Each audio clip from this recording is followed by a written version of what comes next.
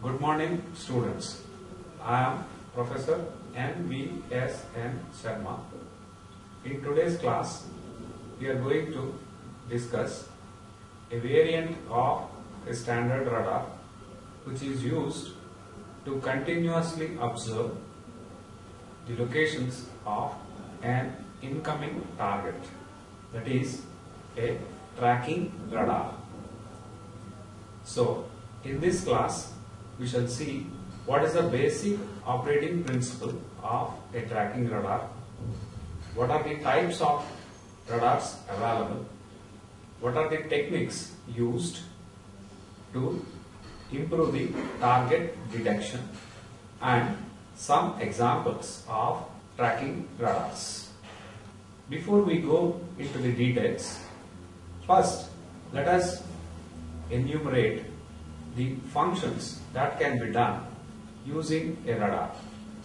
As we already know, a normal radar can be used first to identify whether there is any target or not. Then we can also find its distance from the radar, that is range. This is measured normally from time delay of the pulse transmitted to the echo received. The second parameter that can be measured using a normal radar will be velocity of the target. For this, we take the help of Doppler frequency shift between the transmitted and received signals. The third one that can be done with a normal radar will be azimuth and angle information. This is obtained from the antenna pointing direction. The antenna is placed over a compass, and the way the antenna is moving in the horizontal direction and in the vertical direction will be indicated through a pointer on the compass to get this angle information. You can see my finger as though the dipole placed before the reflector antenna.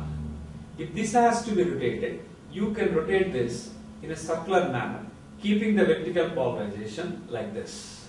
If you are doing this way, then this field is known as nutating field. A rotating field is one which causes the plane of polarization to rotate. In the earlier case, we are always keeping the vertical polarization of the field and rotating the field in this manner. But now, in the present case, we are going to rotate the antenna in an axis like this. So, at certain point, the field has vertical polarization. At another time, it will have horizontal polarization like this. Again vertical, again horizontal like this. It's going to be rotated around this. Then we call it as rotating field. You can see in this slide what is the comparison between these two types. A rotating polarization can cause amplitude of the target echo signal to change with time, even for a stationary target on axis. So, you feel nutating field may be better, but nutating field is more complex compared to a rotating field. So we prefer to use a rotating field wherein the dipole or the field will be continuously rotating and the plane of polarization is going to change. That is easier for the regular operation. A typical conical scan rotation speed might be in the range of 30 revolutions per second. That means in 2 seconds it's going to complete the one rotation around the target with several beams placed adjacent to each other. The same motor also drives a two-phase reference generator with electrical outputs at the conical scan frequency that are 90 degree apart in phase. These two outputs serve as reference signals to extract the elevation and azimuth errors. Now, let us concentrate on the receiver. The receiver is a superhet receiver except for features related to the conical scan tracking. The error signal is extracted in the video after the second detector. Range gating eliminates noise and excludes other targets. The error signal from the range gate is compared with both the elevation and azimuth reference signals in the angle error detectors. From this, what we can understand is that in the superhet receiver, as we know, there will be a detector after the IF amplifier, which eliminates the carrier and gives the modulating signal output. So, we will have a video amplifier after this. That will be the error signal which is used to control the antenna rotation. Similarly here, the echo signals coming from different ranges are processed in different receivers. For this, we will have separate time domain filters which will be receiving the signals from different ranges. By this, we will be able to eliminate lot of unwanted signal from the stationary targets at different ranges. So, range gating eliminates noise, and the range information is obtained from the sum channel output of the antenna.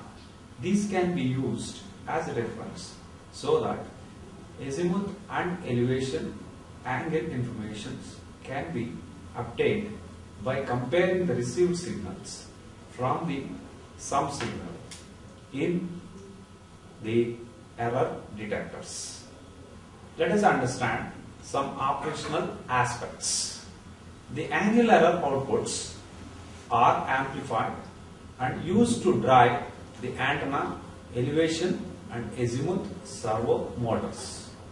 The video signal is a pulse train modulated by the conical scan frequency. It is usually convenient to stretch the pulses before low pass filtering so as to increase the energy at the conical scan frequency.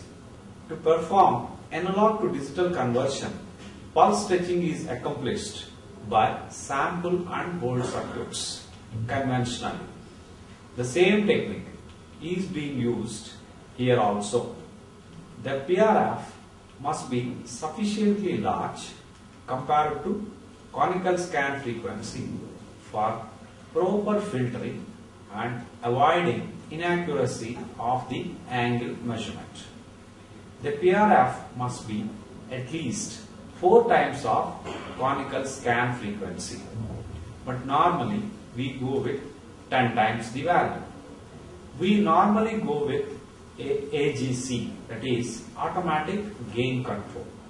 It has the purpose of maintaining constant angle error sensitivity in spite of amplitude fluctuations or changes of the echo signal due to change in range.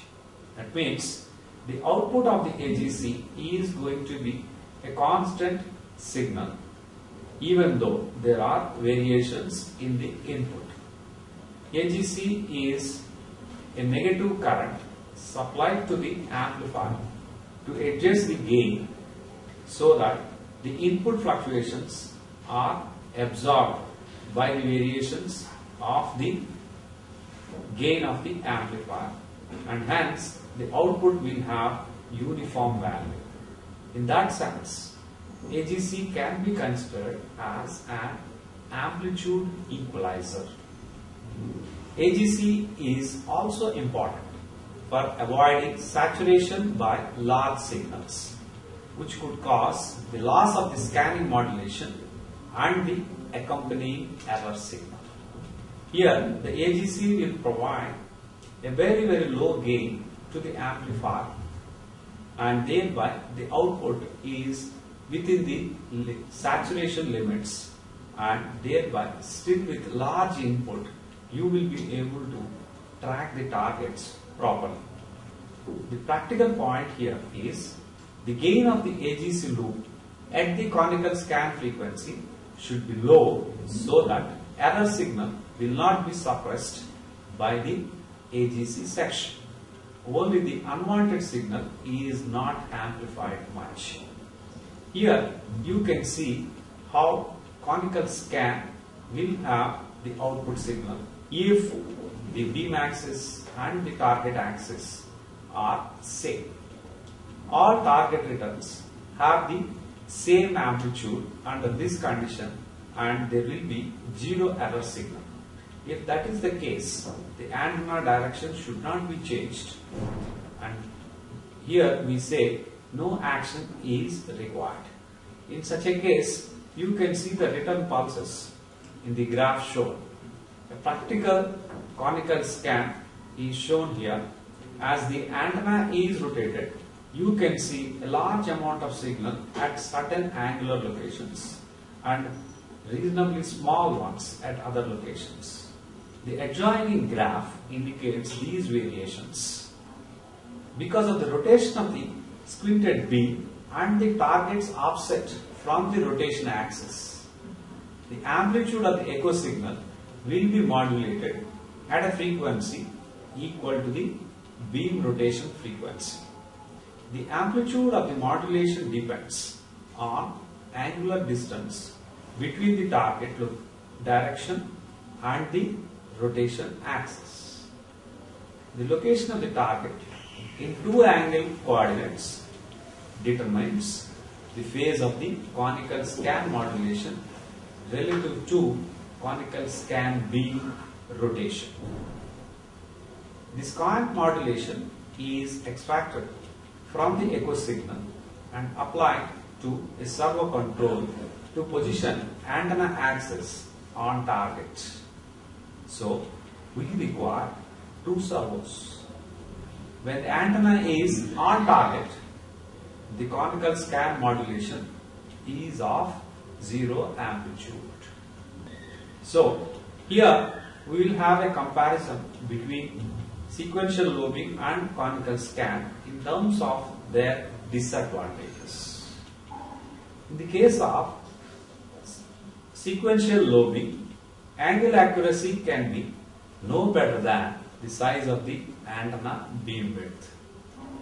Variation in echo strength on a pulse by pulse basis changes the signal level, thereby reducing tracking accuracy.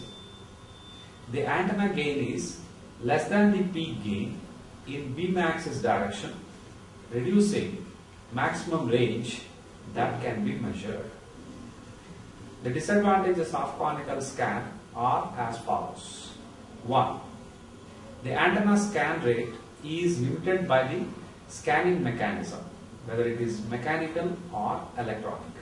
It is sensitive to target modulation, mechanical vibration, and wear and tear due to rotating speed will also give rise to certain limitations. Simultaneous lobing with a single pulse, angular coordinates can be obtained. Maximum unambiguous range is limited only by pulse repetition frequency. And monopulse, if you are going with this, it is free of mechanical vibrations. Errors due to amplitude fluctuation of target echoes are greatly reduced. So, monopulse means with a single pulse you will be obtaining angle coordinate or even coordinates. It is defined as one in which information concerning the angular location of a target is obtained by comparison of signals received in two or more simultaneous beams. A measurement is done based on a single pulse. So we give the name as monopulse. But many pulses are employed to increase the accuracy. The accuracy is not affected by amplitude fluctuations of target echo. Out of the several types possible, most popular monopulse is amplitude comparison monopulse. What is this monopulse? Amplitude comparison monopulse compares the amplitudes of the signals simultaneously received in multiple squinted beams to determine the angle. The required squinted beams are generated by two slightly displaced fields on a parabolic reflector. While the difference pattern is for angle measurement, the sum pattern of the antenna is used for range measurement. Signals received from the sum and difference patterns are amplified separately. They are combined in a phase-sensitive detector to produce the angle error signal. The sum signal is used to get the range and the sign of the angle of the incoming target. Let us see what is this phase-sensitive detector which is used in the case of the monopulse. This system contains a phase-sensitive detector that compares two signals of the same frequency. So basically, it is a non-linear device. The output indicates the direction of the angle error relative to the board side. Though phase comparison is done, the magnitude of the angle error signal is determined by comparison of amplitude signals. How does a 2D monopulse work? What we mean is two-dimensional monopulse. That means it gives the information of both the angle coordinates with a single pulse. Here, let us first understand some new components that are used. One is a hybrid junction, and here the inputs are 2 and the outputs are 2 in this case. What are the inputs? The inputs from the feed horns will be given to hybrid junction. So with the two inputs, there can be two outputs. One output is the sum channel, the other output is the difference channel. So using these type of hybrid junctions in 3 numbers, we can get both angle and range information with a single pulse. If all the 4 received signals are combined, A plus B plus C plus D, then we get the sum signal used for range. Then if you take the outputs of the feed horns, A plus C into one hybrid junction, B plus D into another hybrid junction, then the difference of these two signals will give rise to azimuth information. That means first 2 channels are summed up, then the difference of these 2 sum channels will be used to get azimuth information. Similarly, another 2 channels are summed in another hybrid junction. The difference of these 2 outputs are taken from one more hybrid junction to get the elevation information. So as you can see, A plus C will give rise to the center point of the one set of feed horns. B plus D information will give rise to another center point. The difference between these two will give rise to azimuth. Similarly, A plus B and C plus D channels are summed up separately. Then these two are applied to one more hybrid junction to get the difference for the elevation information. So we can say that we are going to use difference of the sum channels to get the angle informations. The hybrid junction in waveguide form or in microstrip form are shown in the diagrams here. Basically, they are magic keys or rat race. So port 2 and 3 will be used to get the inputs, whereas port 1 and 4 can be used to get the outputs. One sum channel, the other one difference channel. In the context of this rat race, you can go with 1 and 3 as inputs, 2 and 4 as outputs, or vice versa.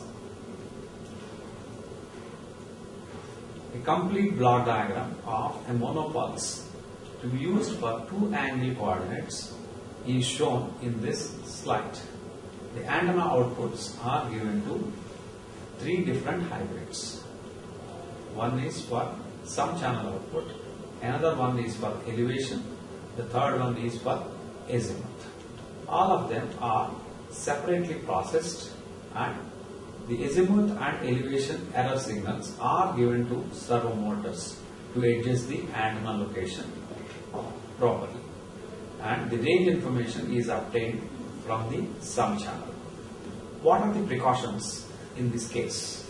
It is important that large relative phase differences do not occur among the three channels. A typical value generally tolerable will be 25 degrees of phase for proper performance. AGC is required to maintain a stable closed loop system for angle tracking and to ensure that the angle error signal is not affected by changes in the received signal amplitude. Practical issues are generally a Cassegrain reflector is normally used to place the microwave circuitry at the back of the antenna. Feed system can be easily supported with this. The greater the squint angle, the better will be the accuracy of the angle measurement. What is the trade-off? The on-axis gain of the sum pattern decreases if the squint angle increases. So there will be range inaccuracies if you try to improve the accuracy of the angle measurement. Simpler and more compact feed system can be obtained by using higher order waveguide modes to obtain independent control of the sum and difference patterns. This is one case where a waveguide is used with the several modes propagating simultaneously. Normally we see that a rectangular waveguide is operated at a single mode, which is the dominant mode, that is TE10. But here we go with TE10, TE11, TE20, etc. to get sum and difference channels of the four feed horns simultaneously using a single waveguide. Now let us see another type of monopulse, which is phase comparison monopulse. Two antenna beams are used to obtain an angle measurement in one coordinate. Here the two beams look in the same direction, whereas in the earlier case they looked at slightly different directions. Due to displacement of the antennas, the two received signals will have slightly different phases but same amplitude. But the phase difference will be quite small if the electrical spacing between the antennas is small. So angle information can also be extracted in a phase comparison monopulse by employing sum and difference patterns and processing the signals similar to the case of amplitude comparison method. An analysis of the sum and difference patterns for the phase comparison monopulse shows that a 90 degree phase shift has to be introduced in the difference signal so that output of the phase sense to detector is an error signal whose amplitude is a function of the sine of the angle of arrival from the target measured with reference to the perpendicular to the two antennas. What are the limitations of this phase comparison monopoles? Effect of grading lobes due to wide separation between the antennas. Ambiguities in the angle measurement. So, to overcome these problems, a portion of the parabolic reflector is sliced off to reduce this physical spacing between the two antennas. Amplitude and phase comparison monopulses. What are the plus and minus points of these things? A total of 4 hybrid junctions generate some azimuth and elevation difference channels. Range information is extracted from the output of the sum channel after amplitude detection. The angular error signal is obtained by comparing echo amplitudes, which actuates a servo mechanism to position the antenna. The angle of arrival is determined by comparing the phase difference between signals from the two separate antennas. Antennas of phase comparison are not offset from the axis. Let us have a comparison between the two types of trackers we came across. In phase comparison, 4 antennas are placed in upward direction and its side lobe levels are high. Sequential lobing suffers more losses with complex antenna and feed system. Amplitude comparison has high SNR. It has higher precision in target tracking due to the absence of target amplitude fluctuations. Angle error in two coordinates can be obtained by a single pulse. Conical scan integrates number of pulses and then extracts angle measurement, but there will be opposite process in monopulse. That is, each pulse gives rise to angle information. For different pulses, we are going to integrate or take an average of this data. Whereas in conical scan, initially all the pulses are integrated, then the angle measurement is done. Let us compare about the SNR. The SNR from a monopulse radar is greater than that from a conical scan, since it views target at the peak of the sum pattern. In that sense, the SNR of a monopulse is 2 to 4 dB greater than conical scan. Accuracy. Due to the high SNR, the range accuracy is also high in monopulse. The accuracy is not affected by fluctuations in the amplitude of the echo signal. Both systems are degraded by the wandering of the apparent position of the target caused by glint. What is this glint? We shall see towards the end. It is basically noise. What type of noise? We shall see later. Let us compare again in terms of complexity. Monopulse is more complex of the two. Conical scan has to rotate or mutate the beam at high speed. The Cassegrain is a popular choice for monopulse. A space-fed phased array can implement monopulse by using multiple feed similar to Cassegrain. Let us see in terms of minimum number of pulses. A monopulse can perform on the basis of a single pulse. For a phased array, one pulse is sufficient. But normally, a number of pulses are usually integrated. The conical scan tracker requires minimum number of 4 pulses per evolution of the beam to extract an angle measurement in 2 coordinates. The monopulse first makes its angle measurement and then integrates a number of measurements to obtain the required SNR. The conical scan integrates a number of pulses first and then extracts the angle measurement. susceptibility to ECM, electronic countermeasures, basically for jamming. Conical scan tracker is more vulnerable to spoofing that takes advantage of its conical scan frequency. That means the jammer sends a huge amount of signal at the conical scan frequency, which is a low frequency. Hence, he will be able to pump in good amount of signal and the radar can be easily jammed. And we know very well, it's not easy to change the conical scan frequency because the antenna is rotating by that and servo motors are designed already for that.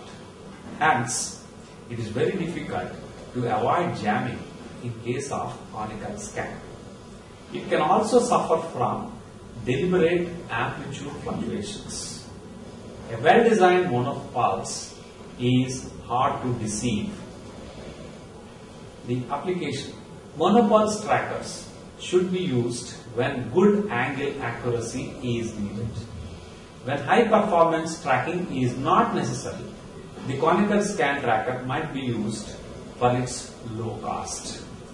So before we end, let us see what is this glint is. It is angle noise or angle fluctuation. It occurs with complex targets that have more than one scattering center within the resolution cell of the radar. A single point scatter, such as a sphere, does not show glint, whereas in an aircraft there are several points of scattering and hence there will be glint. The greater the target in angle, the greater is the glint error. Here in this picture, you can see first missile guidance system to employ monopulse technique. It was developed in year 1953. Similarly, you know very well about the use of Patriots to counter the Scud missiles. So Patriots will have a phased array system which is used to track several targets simultaneously. You can see the details of Patriot air defense system in this slide. A monopulse or a phased array radar is used if extreme accuracy is needed. Its improved interference immunity, resolution, radar signal processing and angle accuracy made it imperative in all modern tracking or guidance systems. Yeah, the following are the answers for the questions on tracking radar. How monopulse tracking radar is free of mechanical vibration? How monopulse tracking radar is free of mechanical vibrations. In a conventional radar, the pulses are sent while the antenna is moving from one location to another location. So, the mechanical vibrations due to antenna movement will be contained within these transmitted pulses and the echo is also having the same thing. On the receiver side, the received signals are first added together or integrated together and then we get the information on the range or angle. So, the conventional radar will have the difficulty of these mechanical vibrations, whereas in the case of a monopulse, only one pulse is sent at a time and when pulse is being sent, the antenna vibration does not come into picture and the received signal of this pulse is processed and the information is directly displayed on the screen. So, the mechanical vibration does not come into picture for the single pulse case. When we are taking several pulses together, then only the vibration aspect comes into picture. Right. How the accuracy of monopulse tracking radar is not affected by amplitude fluctuation of target echo. How the accuracy of monopulse tracking radar is not affected by the amplitude fluctuation of the target echo. The amplitude fluctuation of a target occurs because the radar looks at the target differently for different pulses due to its movement in a normal case. But in the case of a monopulse, the radar looks at the target at only once. So, whatever angle it has, that will be processed and you are getting the display of that. So, there will not be any amplitude variations of the target. Why is the echo modulated by conical scan frequency? Why is the echo modulated by conical scan frequency in a conical scan system? It is due to the rotation of the squinted beam of this antenna system. Why do we use several pulses though a single pulse is enough in monopulse?